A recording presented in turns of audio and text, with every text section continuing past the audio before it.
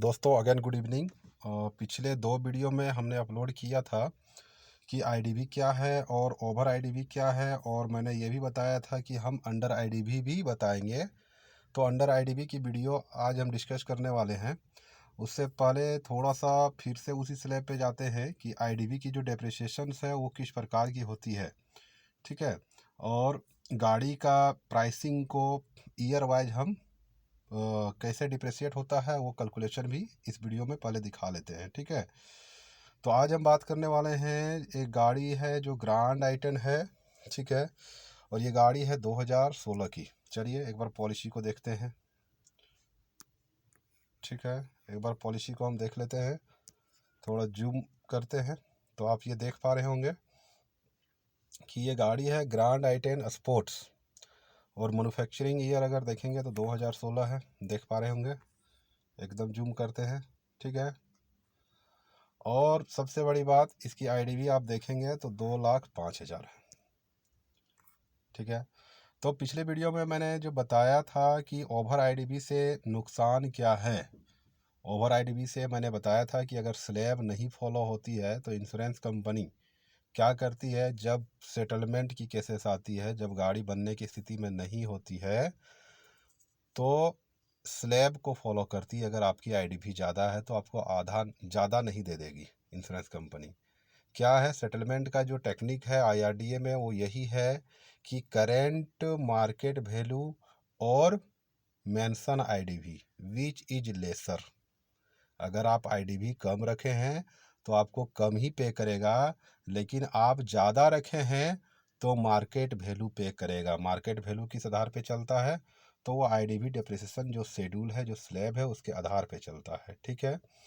तो हम इस वीडियो में बात करने वाले हैं क्या, अंडर आईडीवी, मतलब आईडीवी कम हो जाने की वजह से कस्टमर को क्या दिक्कत का सामना पड़ा। 2016 की गाड़ी है, 2,05,000 का आईडीवी कराया गया। देखिए 2016 अभी 23 हो गया, मतलब 7 साल की गाड़ी है और ये 2,05,000 का आईडीवी है। मोटा मोटी अगर डेप्रिसिएशन देखा जाए ईच ईयर तो लगभग ठीक है, लेकिन जो रेस्ट्रिक्शंस है क्या कि 5 साल के बाद डेप्रिसिएशन नहीं आप घटा सकते हैं या नहीं घटा सकते हैं, ये डिपेंड करता है आप पर और इंश्योरेंस कंपनी पर और आपकी गाड़ी कंडीशन पे। आपको लगता है कि कम करना है आईडीवी क्योंकि गाड़ी उतनी कंडीशन में नहीं है तो आप कम कर सकते हैं, लेकिन वेल कंडीशन पे रखते हैं तो 5 साल के बाद आपको क्या करना है, आप आईडीवी जो आधा हो जाती है ना 5 साल तक में, उसको फिक्स कर लें। छठा साल, 7वां साल, 8वां साल भी आप आधे पर रह जाए, ठीक है। 2016 की गाड़ी है। जब 2016 की व्हीकल की प्राइसिंग को अगर हम लोग देखते हैं तो आप देखिएगा गूगल करके कि 2016 ग्रैंड आइटन मॉडल स्पोर्ट्स प्राइस, जब ऑन रोड प्राइस का बात करते हैं तो उस समय कितना पे मिला था, गाड़ी 6,10,000 पे पड़ा था कस्टमर को गाड़ी, ठीक है। तो गाड़ी हो गई मोर देन 6 ईयर, मतलब 7th ईयर पर है। तो अगर हम स्लैब देखते हैं फिर से थोड़ा सा देखिए, 5%, 6 से 1 साल, 6 महीना से 1 साल तक में। तो हम यहाँ पे प्राइसिंग ले लिए 6,10,000, ये कैलकुलेशन को समझें आप, ठीक है। हमने प्राइसिंग ले लिया 6,10,000, जो इसका प्राइसिंग था उस समय, list price, on road price जो था। ऑन रोड नहीं कहा जाए, लिस्ट प्राइस को ही कहा जाता है। जो भी आपका आईडीवी सेलेक्ट होगा वो लिस्ट प्राइस पे होगा, ठीक है। आरसी और आपका इंश्योरेंस है उसको लेस करके। तो 6 महीना और 1 साल के बीच में 5%, अगर 5% लेते हैं, कम करते हैं तो 5,95 हो जाता है, 5,95,000, ठीक है। 5,95,000 हो जाता है। और अगर 5,79,500, सॉरी। और अगर देखते हैं 1 साल से 2 साल के बीच में तो 15% कम होता है डिप्रिसिएशन गाड़ी का, और 5,18,000 हो जाता है। इस तरह से 2 से 3 साल में देखते हैं तो 4,88,000 हो जाता है, 20% कम होकर के। और 3 से 4 साल में देखते हैं तो 4,27,000 हो जाता है, 30% कम होकर के। और 4 साल से 5 साल में अगर हम देखते हैं तो 3,66,000 हो जाता है, 40% कम होकर के, ठीक है। और 5 साल से ऊपर अगर देखा जाए तो 50% हो जाता है। ठीक है, 50% जो होगा 6,10,000 का 3,05,000। और 5 साल से ऊपर की गाड़ियों में यहाँ लिखा हुआ है, इंश्योरेंस में लिखा होता है कि आप म्यूचुअली एग्रीड, यहाँ पे कुछ कट गया है। 5 साल से ऊपर जब है तो इंश्योर्ड जो कस्टमर है और इंश्योरेंस कंपनी म्यूचुअली एग्रीड। ऐसा नहीं है कि हर साल मतलब डेप्रिसिएशन घटाते घटाते 10 साल में जीरो कर दें। गाड़ी का 10 साल में तो वैल्यू जीरो तो नहीं होगा, लेकिन इस स्लैब पे चलेंगे तो जीरो पे चला जाएगा। ठीक है, तो ऐसा हम लोग नहीं कर सकते हैं। और इसीलिए इंश्योरेंस कंपनी ने नियम बनाया है कि 5 साल से ऊपर की गाड़ियों में आप फिक्स आधा वैल्यू रख सकते हैं कंडीशन के अनुसार आपकी गाड़ी का। लेकिन यहाँ पर देखिए 5 साल से ऊपर की गाड़ी है और यहाँ पर रखा जा सकता था 3,05,000 का वैल्यू। ठीक है, लेकिन यहाँ पर क्या है, आईडीवी हो गया है 2,05,000। अब गाड़ी हो गई एक्सीडेंट। अब एक्सीडेंट जो हो गई गाड़ी तो कितनी एस्टिमेट आई, गाड़ी एक्सीडेंट हुई और ऑलमोस्ट एक्सीडेंट हो गई और एस्टिमेट जो आया वो 2 लाख का आ गया। एयरबैग डिप्लॉय हो गया, फ्रंटल पूरा इम्पैक्ट हो गया, तो 2 लाख का खर्चा आ गया। अब 2 लाख का जब खर्चा आ गया तो इंश्योरेंस कंपनी क्या करेगी ऐसे में, क्योंकि रिपेयर लाइबिलिटी जो है इंश्योरेंस कंपनी का वो 75% से ज़्यादा अगर जाता है वो तो टोटल लॉस चला जाता है। ठीक है, कुछ एक वीडियो में हमने बताया था कि 50% से ऊपर में भी इंश्योरेंस कंपनी देखने लगती है कि भाई हम टोटल लॉस करने में हमें क्या फ़ायदा है। तो अभी जो करेंट सिनेरियो है तो जो गाड़ी का सेकेंड हैंड मार्केट है वो काफ़ी बूम किया हुआ है। ठीक है, गाड़ी का जो सेस है, टैक्स है, इतना मतलब बढ़ा हुआ है, उसके वजह से सेकेंड हैंड मार्केट काफ़ी बूम किया हुआ है। तो क्या होता है कि जो गाड़ियाँ अगर डैमेज हो जाती है अपने वैल्यू से, अगर 50-60% तक एस्टिमेट, अगर 60% भी एस्टिमेट चला गया तो इंश्योरेंस कंपनी क्या करती है, उसको मार्केट में उसी तरह बेच देती है साल्वेज में। ठीक है, और वो गाड़ी क्या करते हैं, साल्वेजर उठा करके उसको बना करके फिर से मार्केट में सेकेंड हैंड के तौर पर बेचते हैं तो ठीक ठाक बिक जाती है। तो इंश्योरेंस कंपनी को उस साल्वेज से एक समझिए ठीक ठाक अमाउंट आ जाता है।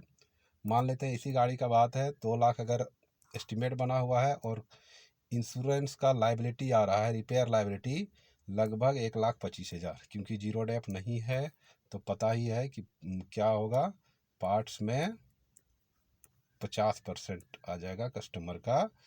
ठीक है, लेबर में देता है पूरा, पेंट में 12.5% आ जाएगा कस्टमर का। तो 1,25,000 क्या आ जा रहा है, रिपेयर लाइबिलिटी इंश्योरेंस कंपनी का आ जा रहा है। और गाड़ी का कंडीशन वेल है तो गाड़ी को अगर बेचता है मार्केट में तो 1 लाख वहाँ से आ जा रहा है। साल्वेज क्या आ जा रहा है, साल्वेज 1 लाख आ जा रहा है।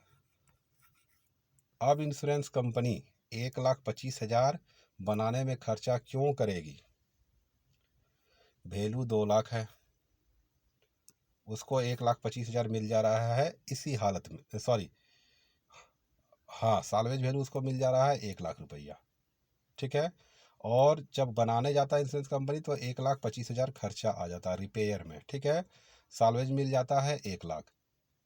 तो इंश्योरेंस कंपनी बनाने में नहीं जाएगी, 1 लाख साल्वेज ले लेगा, जो बेचेगा जिसको इंश्योरेंस कंपनी उससे 1 लाख रुपया ले लेगा, और अपने मतलब जो इंश्योरेंस कंपनी है वो लगभग 75 नहीं 80,000 रुपया, नहीं सॉरी, आपको ये 2,05,000 की वैल्यू है तो 1 लाख रुपया साल्वेजर से मिल गया, और 1,05,000 उसको लगाना पड़ेगा जब टोटल लॉस सेटल करना हो।